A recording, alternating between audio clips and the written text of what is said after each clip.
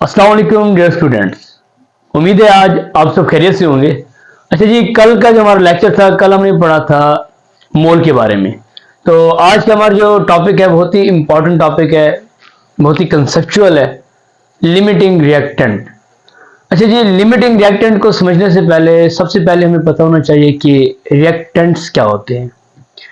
Reactants word है limiting reactant, दो word से मिलकर बना है, लिमिटिंग और रिएक्टेंट्स। रिएक्टेंट्स क्या होते हैं?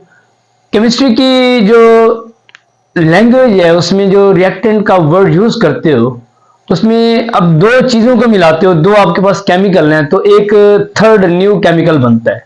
जिनको आप मिला रहे हो वो रिएक्टेंट्स हैं, और जो न्यू थर्ड बन रहा है वो प्रोडक्ट है हमारे पास। अब ये जो रिएक्टेंट्स हैं, अब ये एक नहीं होता, एक से ज्यादा होते हैं, दो या दो से ज्यादा हो सकते हैं रिएक्टेंट्स। अब दोनों रिएक्टेंट्स में से एक लिमिटिंग होगा, एक एक्सेस में होगा, एक लिमिटिंग होगा।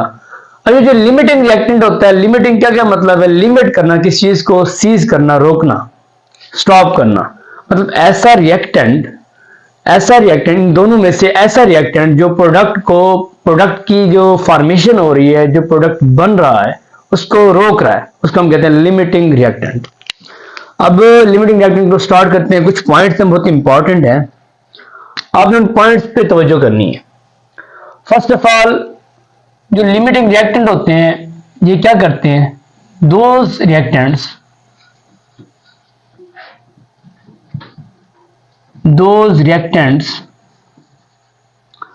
which consume completely in reaction। ऐसे रिएक्टेंट्स जो रिएक्शन के अंदर कंप्लीटली कंज्यूम हो जाएं, मुकम्मल तौर पर वो डिजॉल्व हो जाएं, खत्म हो जाएं, वो यूज हो जाएं, वो लिमिटिंग रिएक्टेंट है। इसका सेकंड पॉइंट देखें आप, सेकंड पॉइंट में कि वो reactants same as it which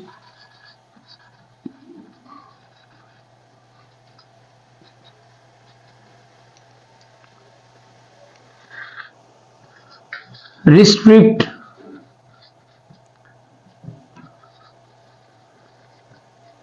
reaction speed.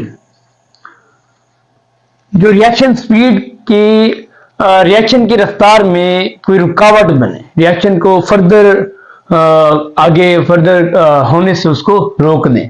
Third point पे आ जाएं, ऐसे रिएक्टेंट्स जो कि सबसे पहले या अर्लियर आप लिखें, अर्लियर कंज्यूम हो जाएं, अर्लियर कंज्यूम इन रिएक्शन। किसी भी रिएक्शन के अंदर जो सबसे पहले रिएक्टेंट कंज्यूम हो जाएगा उसको हम कहेंगे लिमिटिंग रिएक्टेंट। अब जो इसको समझने के लिए जो इंपॉर्टेंट एक एग्जांपल मैं इधर कोट करना चाह रहा हूं। हमारे पास दो रिएक्टेंट हैं, ए और बी। ए और बी मेरे पास दो रिएक्टेंट हैं। अब जब ये दोनों रिएक्टेंट मिलेंगे हमारे पास क्या बनेगा? एक प्रोडक्ट बनेगा जिसको मैं कह रहा हूं ये सी है हमारे पास। दो रिएक्टेंट एक प्रोडक्ट बना। अब इन दोनों रिएक्टेंट्स में से हमने ढूंढना है कि कौन सा लिमिटिंग रिएक्टेंट है। एक एक्सेस में होगा, एक लिमिटिंग होगा।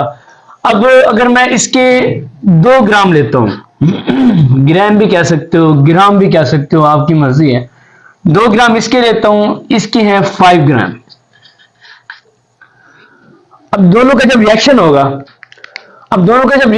2 ग्राम इसके जब यूज होंगे, इसके भी साथ 2 ग्राम यूज होंगे, 2 ग्राम इसके यूज होंगे, ये इसके भी 2 ग्राम यूज करेगा, तो बाकी इसके पीछे 3 ग्राम क्या होंगे? बच जाएंगे। 2 इसके यूज हो गए, अब इसके 3 बच गए, आगे हमारे पास प्रोडक्ट बना। अब आपने समझना है लिमिटिंग का क्या मतलब है। अगर इसके भी अगर 5 ग्राम होते इसकी तरह तो रिएक्शन मजीद होता, मजीद एक्स्ट्रा प्रोडक्ट बनता, लेकिन इसके ग्राम कम थे, इसकी अमाउंट कम थी, इसने रिएक्शन को क्या कर दिया? रोक दिया, लिमिट कर दिया, लिमिटिंग रिएक्टेंट बन गया ये। और जो एक्सेस में जिसके 3 ग्राम मजीद बच गए वो हमारे पास एक्सेस में रिएक्टेंट था, जिसको हम कहते हैं एक्सेसिव रिएक्टेंट। तो अब इसमें नेक्स्ट एक जो डेली लाइफ की एग्जांपल है, जैसे आप बर्गर खाते हो, सैंडविच खाते हो, बहुत ही सिंपल सी एग्जांपल है। और जो सैंडविच बनता है ना, दो ब्रेड्स होती हैं, दो पीसेस होते हैं, सेंटर में आप क्या रखते हो, सैलेड रख देते हो या अंडा रख देते हो, एग रखते हो, ठीक है। अब एक बर्गर बनाने के लिए दो स्लाइसेस चाहिए आपको, सेंटर में आपने क्या रखना है, सेंटर में आपने अंडा रखना है। अगर मेरे पास एक एग है, समझिए ये समझने की हद तक है, आपने इसको कोड नहीं करना। ये जो मैंने एग्जांपल बयान की है, इसको आपने लाजमी ये बोर्ड के पेपर में लिखे, इसके आगे फर्दर इसकी वायलेशन भी है। अब अगर मेरे पास जो मैं सैंडविच के एग्जांपल आपको बता रहा था, इसमें एक एग है हमारे पास, अब दो दो मेरे पास स्लाइसेस हैं, इसको मैं एग से डिनोट कर रहा हूं। ये हमारे पास ये पीसेज हैं किसके, ब्रेड के, ठीक है जी, ब्रेड के पीसेज हैं। ये एग मेरे पास है एक, ये दो, ठीक है जी।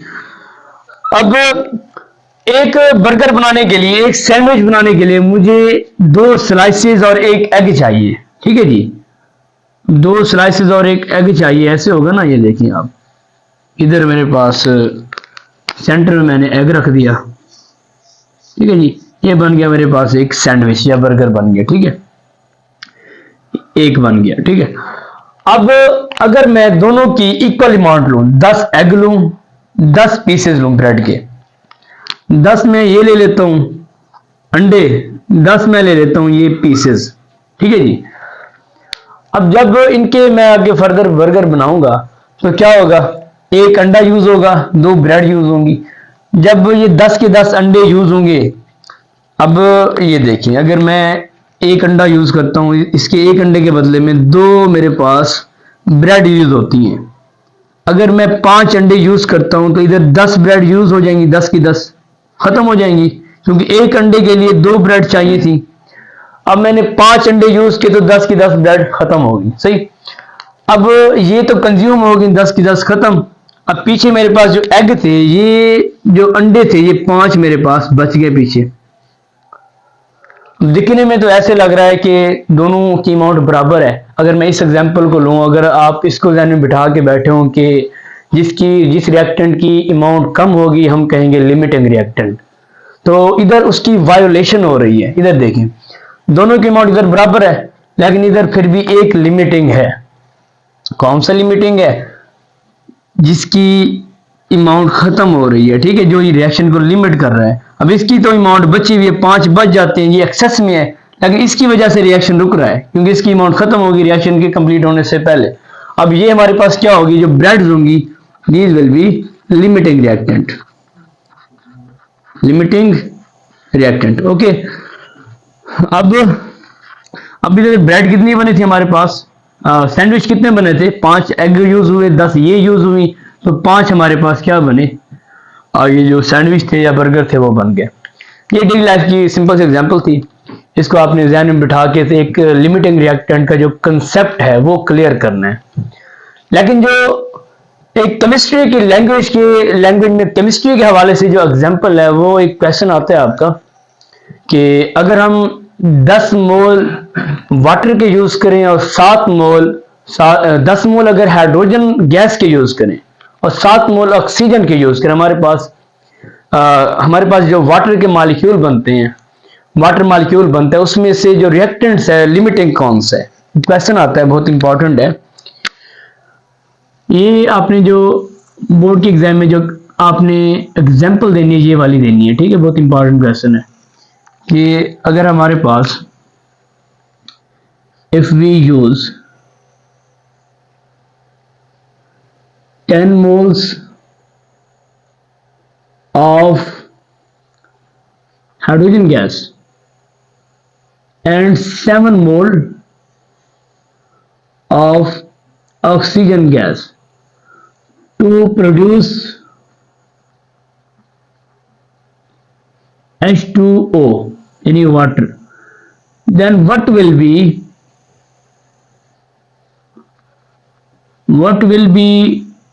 limiting reactant, कौन सा लिमिटिंग रिएक्टेंट होगा। अब इधर आपने एक और बात है, इसकी जो लिमिटिंग रिएक्टेंट का पॉइंट है बहुत ही इंपॉर्टेंट है, ये तो समझने की हद तक था, ये पॉइंट भी बहुत मेन थे। ये जो मैंने एग्जांपल ये वाली दी ये समझने की हद तक है कि जो कम होगा वो लिमिट कर रहा है, लिमिटिंग रिएक्टेंट है। लेकिन केमिस्ट्री की लैंग्वेज में अगर हम वाटर की एग्जांपल लें तो इसमें एक पॉइंट है बहुत इंपॉर्टेंट है, वो इधर मैं कोट करता हूँ। हमारे पास 3 पॉइंट हुए थे, 1 2 3, एक फोर्थ पॉइंट है, उसमें कहते हैं कि limiting reactant is that reactant which produce least amount of या least number of moles of product. ये ऐसा रिएक्टेंट है, ये it is a reactant, it is a reactant that produce the least amount of, कम से कम मिकदार produce करता है, least amount of या least number लिख दो आप, least number of moles of products, least number of moles of product. अब दोनों reactants में से ऐसा रिएक्टेंट जो प्रोडक्ट्स के कम से कम मोल्स प्रोड्यूस कर रहा है। अब दो रिएक्टेंट हैं, दोनों की कंट्रीब्यूशन होती है प्रोडक्ट्स की फॉर्मेशन के अंदर। अब दोनों रिएक्टेंट्स में से जो रिएक्टेंट सबसे कम least amount of moles produce कर रहा है उसको हम कहते हैं लिमिटिंग रिएक्टेंट। अब इस पॉइंट को हमने अप्लाई करना है उस एग्जांपल के ऊपर। ये मैंने वाटर की एक क्वेश्चन दिया, एग्जांपल दी, मैं रिएक्शन लिखता हूं वाटर का। सिंपल से रिएक्शन है, हाइड्रोजन गैस होती है, साथ ऑक्सीजन को हम रिएक्ट करवाते हैं, दो रिएक्टेंट्स हो गए, एक तो लिमिटिंग होगा एक एक्सेस में होगा। अब हमने ढूंढना होता है कौन सा लिमिटिंग है, बनेगा क्या H2O, सही हो गया, H2O बनेगा। अब अगर सबसे पहले हमने क्या करना होता है, पीछे मैंने स्टोइकियोमेट्री आपको पढ़ाई, मोल पढ़ाया, मोल का इधर कंसेप्ट यूज हो रहा है, स्टोइकियोमेट्री यूज हो रही है कि स्टोइकियोमेट्री क्या कहती है कि सबसे पहले इक्वेशन को क्या करो, बैलेंस करो। तो सबसे पहले अगर हम बैलेंस करें तो कैसे बैलेंस करेंगे, दो ऑक्सीजन है दो हाइड्रोजन है, इधर देखें दो हाइड्रोजन लेकिन एक ऑक्सीजन है, इधर दो लगा दो, ठीक है। अब दो ऑक्सीजन हो गए, लेकिन अब जब हाइड्रोजन की काउंटेबिलिटी करते हैं इधर 4 हो गए इधर 2 हो गया, अब इधर भी हम 2 लगा देते हैं।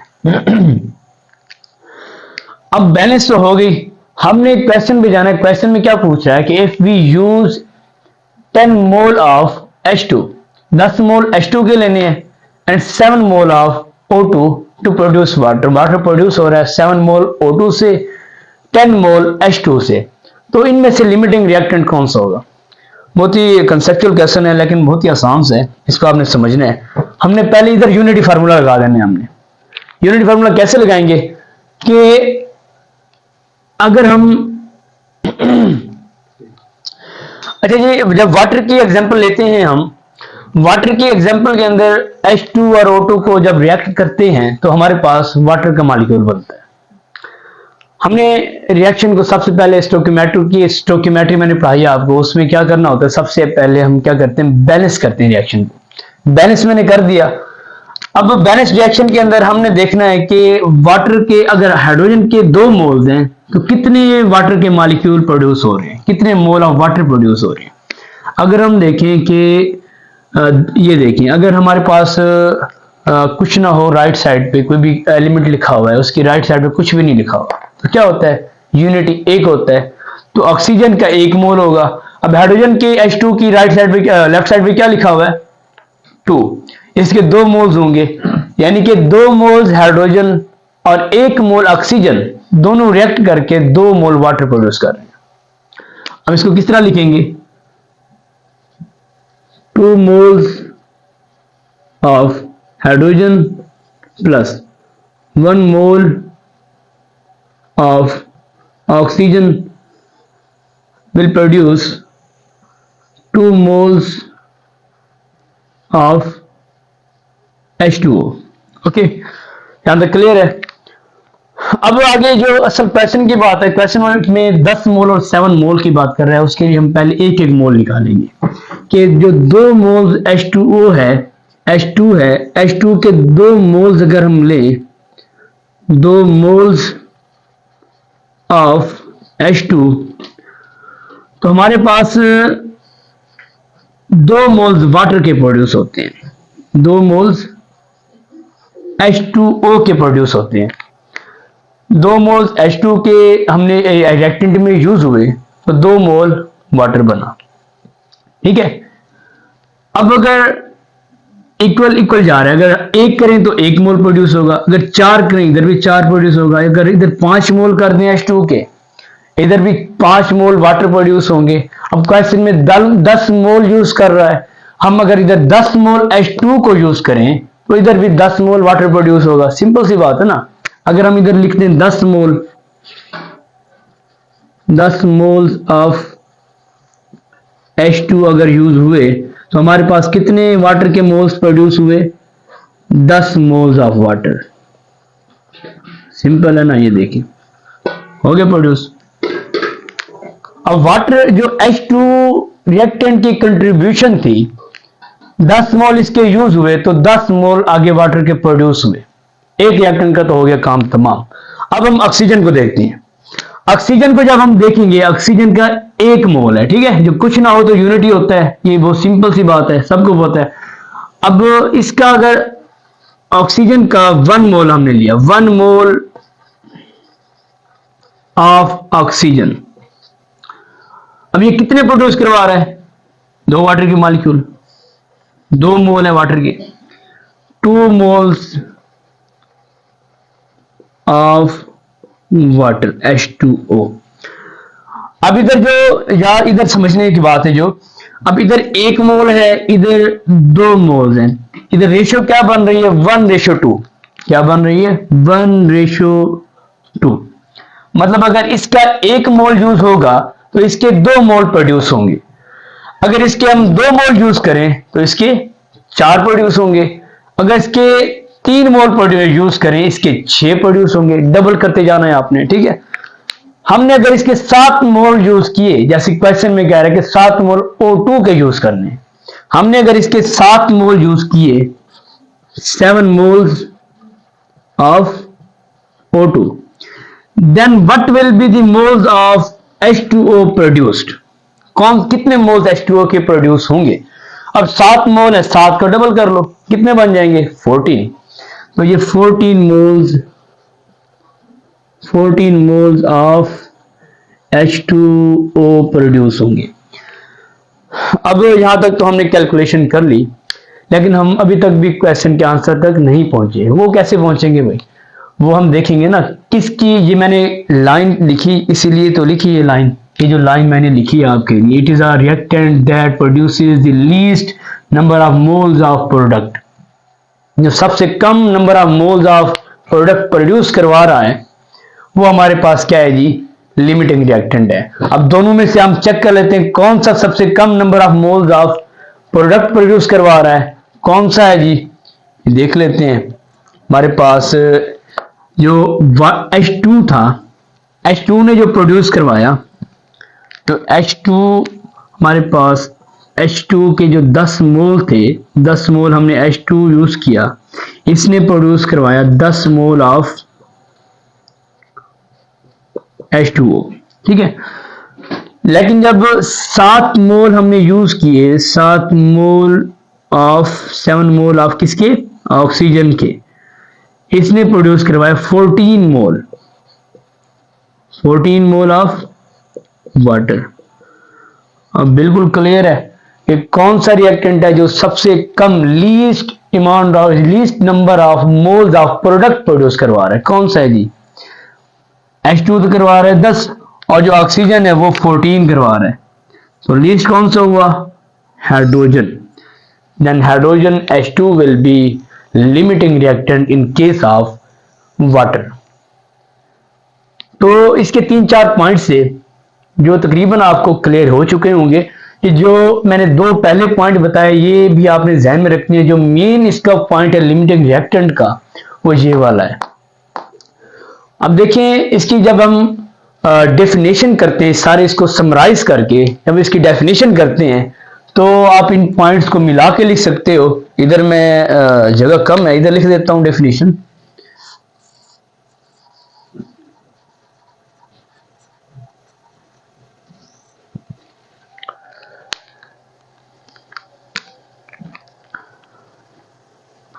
Those reactant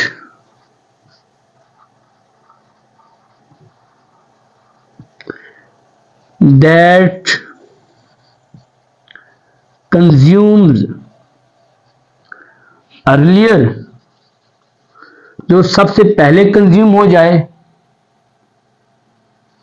इन रिएक्शन के अंदर, एंड और क्या करें इसमें लिख दो, ये वाला पॉइंट आप इसमें ऐड कर दो, एंड दैट